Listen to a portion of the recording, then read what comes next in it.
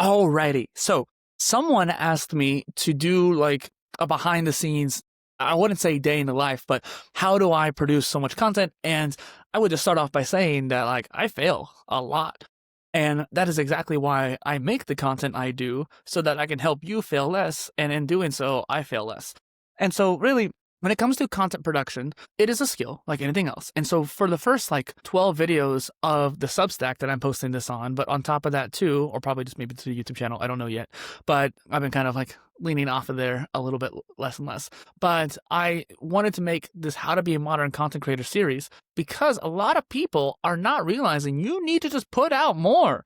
You're like, why am I not growing? Or why is my quality not where it needs to be? It's because you haven't done enough yet. You have not done enough content yet. And I can't exclaim this loud enough. And so that is like the first thing I wanted to make. The person who asked me to do this has been a YouTuber for over a decade. So they have made enough content.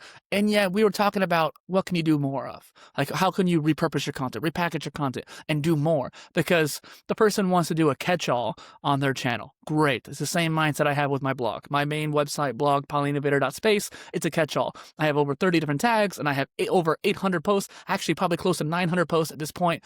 I can't tell because there's a lot of scheduled posts and it doesn't quantify with the scheduled posts. But my point is I have over 800 blog posts, hundreds of videos, hundreds of podcasts, and quite literally thousands, probably I think it's around 5,000 short form videos. And not to mention, like, I can't even tell you how many like written posts I've made on like Facebook and Threads and Twitter and LinkedIn. I couldn't even tell you at this point. It's in the thousands. And so when it comes to creating content, I feel like I'm only just now getting started. And I need to make a new scene here in OBS so I can share my screen here. I totally forgot to make this. So if it goes away for a second, I am sorry. I'm just going to quickly add a window capture, not window capture. Oh, window capture is fine. I just need to get this done. Select a window, Obsidian, and whatever. Okay. So you can see this now.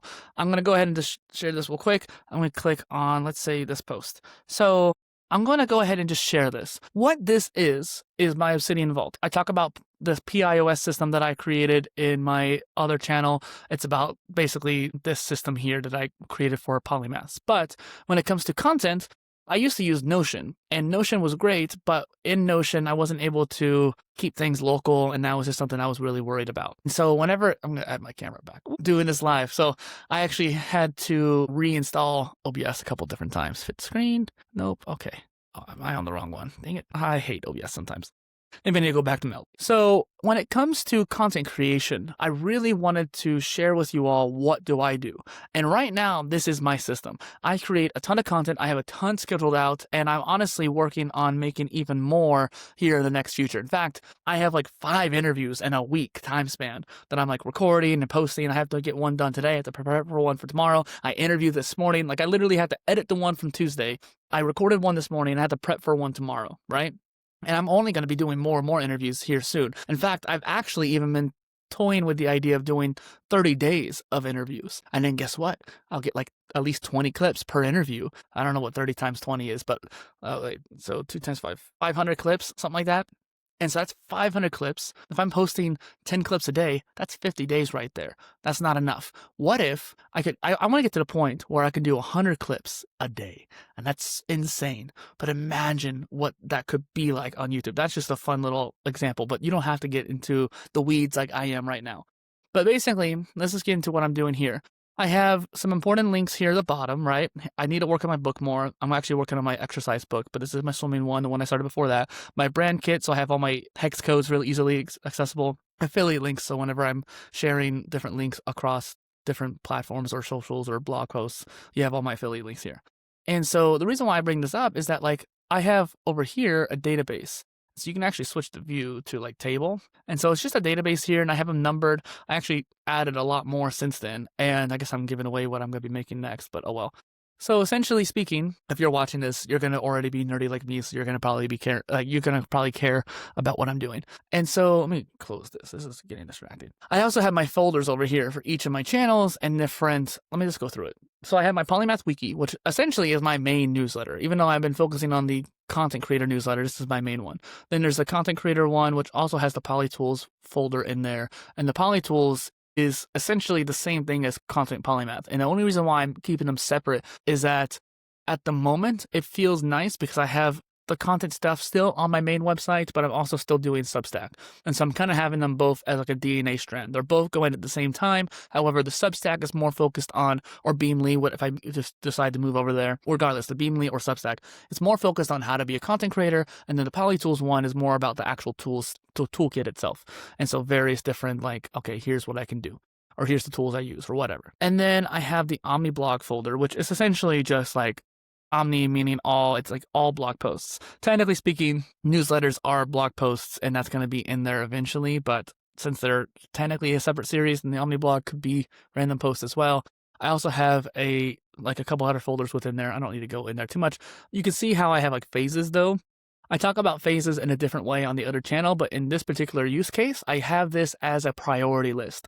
So the way I produce so much content is that I just do a crap ton of planning, and I have an even more crap ton of ideas. I have so many ideas, and I want to get to them all, or most of them. And so, for example, this database here, I have a card view to make it more visually appealing, and essentially it's 1, 2, 3, 4. They're numbered. Like, here's the order that I want to do these in. Here's the order of posts. Like, these are the next 12 posts that I want to make. Ideally, ironically, I'm making a new post right now. And so like this post that I'm making today is going to be a little bit different than what I might normally would do, but it just came out to be. So I might insert a post like I am today. If I can create a new blog post or video that's not on my list, to me, that's just extra on top of things. And if I'm inspired like I am today for making this video, then I might as well make this piece of content, and then I'll get to the content automation one or something like that.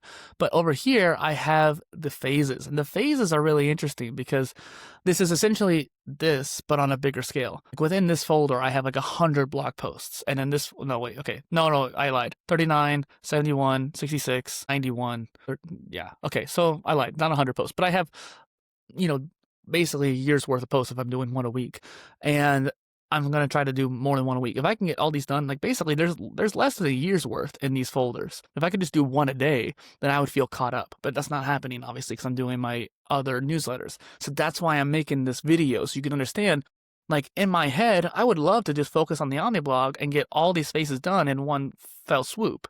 And if I was just focusing on one blog, even though these are different topics within these folders, like I could just do that. But since I'm also doing my 2 main newsletters, ideally my gaming channel, my main YouTube channel, this content creator channel you're watching now, my monthly vlog, my paid posts, and actually a channel you probably don't know about. And so I have all these different streams going, and it's like, okay, well, because of that, because I'm spending many plates, these phases are going to take longer. So maybe I'll just get 1 phase done per year, or 2 phases done per year. That's still a lot. That's still like, 100 posts right there, 110 posts. And then on top of that, I have like a ton of posts on here. I actually have a whole Notion page of more ideas that I want to make that I need to add to this list, but I haven't gotten around to it yet. And so that's why I want to do like daily content, because I just have so many ideas, and I don't think my quality is going to go down if I do it. I'm waiting to do it to make sure. Like I don't want to do daily if I'm going to be struggling to produce high quality content. Like today you saw me messing around with OBS, and I'm probably not going to edit that out. I'm just going to leave it in because it's raw, it's me, it's authentic, and I just want you guys to see like, okay, this is what I am doing. But overall, there's a ton of content that I am producing, and I'm creating as much as possible. Like right now, I have no ideas for my gaming YouTube channel, but that's not actually true because I just downloaded the demo for Octopath Traveler 0, and I'm going to live stream it and put it on the channel as well.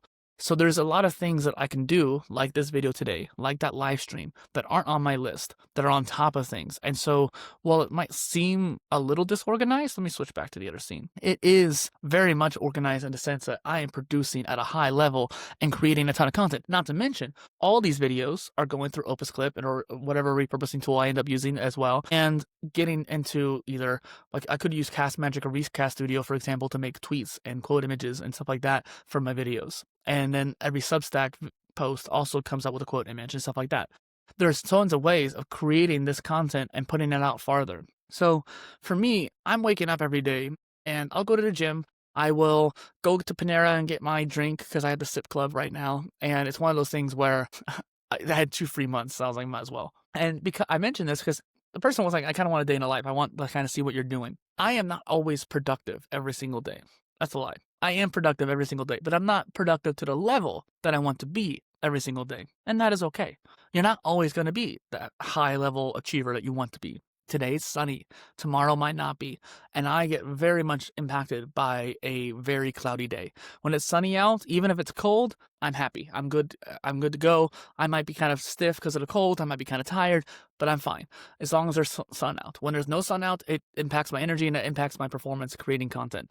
And today, I'm feeling overwhelmed because I'm thinking about something else. I'm mentally elsewhere. But I had the interview this morning, I have to prep for the interview tomorrow, and I have to still edit the interview from this week. Not to mention probably somewhat pre-edit the interview from today. And so there's so many things that I need to get done today. It is 2:40 p.m. I'm going to get them done. I may not finish the editing of the video today, but I'm going to try to. It is less than an hour at least, so it should be fine. But there's a lot of things that when it comes to production that you're not going to always see behind the scenes. I don't always talk about what I'm dealing with. And especially when it comes to these interviews, for example, I want to kind of keep up the appearance of a high, well-maintained machine. I want people to come on the show feeling confident their content's going to come out. It's going to come out in an orderly fashion and at a quick time.